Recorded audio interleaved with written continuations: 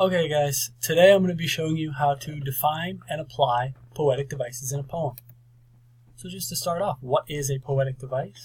Well, a poetic device is a device used in poems that helps establish a rhythm, enhance a central theme, or strengthen a particular mood or temperament, and allows for this consistent flow throughout the poem. Without a poetic device, you wouldn't have the creativity and just the flow that the poem has. You need poetic devices to make these good works of art.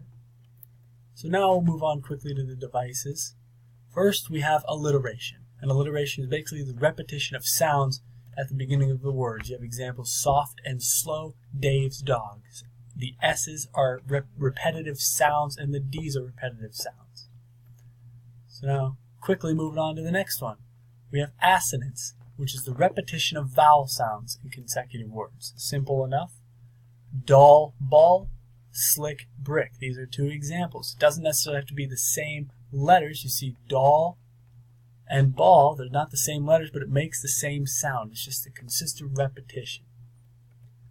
So now, consonance is the repetition of consonant sounds in consecutive words. You see the quick, lucky, criminal. Mike's moving metronome. Quick, lucky, criminal. Again, the C and the CK aren't the same letters, but it makes the same sound. It's all about the sound, not really the letters in these. But it's a consonant sound too. Now the next one we have is a basic one, just rhyme, words that have endings that sound similar. Basically clash, flash, mash. This is a very elementary, very basic thing you still see in some of the best poems out there. They all have, a lot of them have rhyme, and we'll learn about the other ones they have here.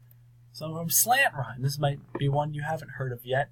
Slant rhyme is basically different syllables, but the same sound at the very end of the word. So we have grim, prom, frame.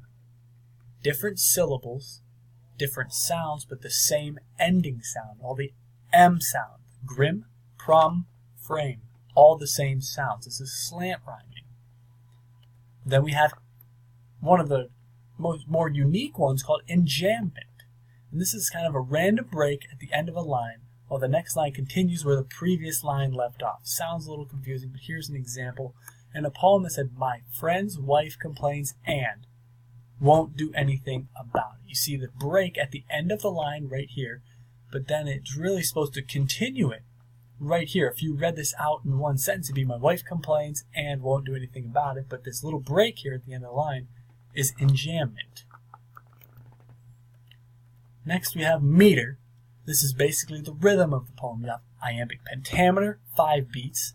Iambic tetrameter is 4 beats. And iambic trimeter is 3 beats. And I'll try to explain this a little more as we go on. So we see, I cannot see what flowers are at my feet. This is iambic pentameter because the rhythm, I cannot see what flowers are at my feet. That's 5 beats in the measure. I cannot see what flowers are at my feet. Counts to 5. Therefore, it's iambic pentameter. If you did that and it had 4 beats, it's tetrameter. If you did that and it had 3 beats, it's iambic trimeter. In this case, it's pentameter. Now next, we'll move on to forms. It's basically how the poem is written. We have blank verse versus free verse.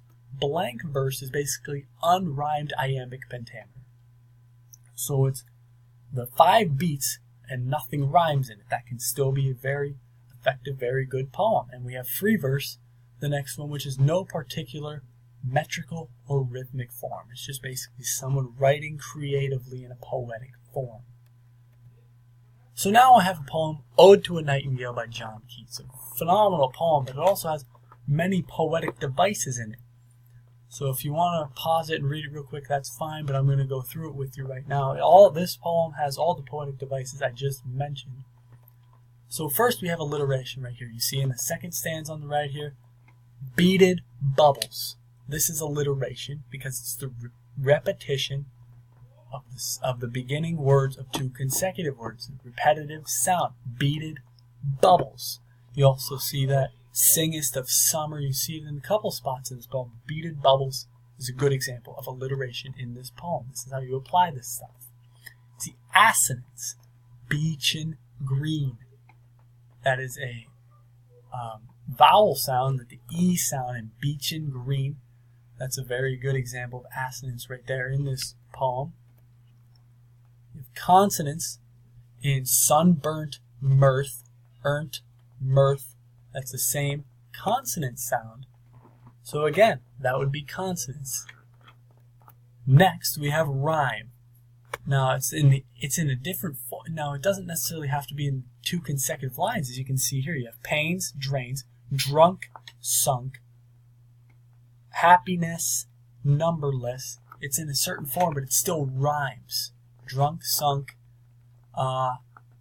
less, ease. That's a certain form of rhyme. But it's a good example of rhyme. It doesn't have to be in consecutive lines, like I said earlier. It can be. It just has to have the same sound at the end of the line. Right here we have a slant line with mirth, south. The same ending sound in consecutive words and consecutive lines. Mirth and south. Fairly simple here. Enchantment. Oh, for a drought of vintage that hath been. Cooled a long age in the deep delve earth. You could read that out in one sentence and it would make sense, but it's broken here in the poem. So it's enchantment here. This is relatively simple. We're starting to do a little flow now with these terms. So then you may ask, what is the metric form of this poem? Well, it's iambic pentameter. You read through, count on your fingers. My heart aches and a drowsy numbness pains. That's 5. My sense as though of hemlock I had drunk. That's 5. Or emptied some dull opiate to the drains. Again, 5. If we read through, with the exception of this line right here in Some Melodious Plot and this line here in Purple Stained Mouth, most of the poem is in iambic pentameter. So we'll basically say the poem is mostly iambic pentameter. That is the metric form of the poem. Not all of them are like this, but this is unique, and that it is like this. And 2 things we've noticed here: no blank verse, which is it rhymes. Because blank verse is unrhymed iambic pentameter, but you clearly see here it rhymes. And it's not free verse, which means there's no metrical form, but there's clearly a metrical form here. There's no blank verse, no free verse. Now, reading this poem without going through any of this stuff, it may seem fairly difficult to read, and it may seem kind of intimidating, but still a poem this complex still has these poetic devices that make it the work of art that it is today. And I think it is essential to know this stuff because it fosters creativity. And in class, you guys are going to have to create your own poem utilizing just 5 of these ones. It could be any ones of the ones I went over today. 5 devices. You're going to have to write a poem using 5 of these devices in class. And then you'll take the quiz on Quizlet after this video. So, hope you guys enjoyed it. So, have a good night, guys.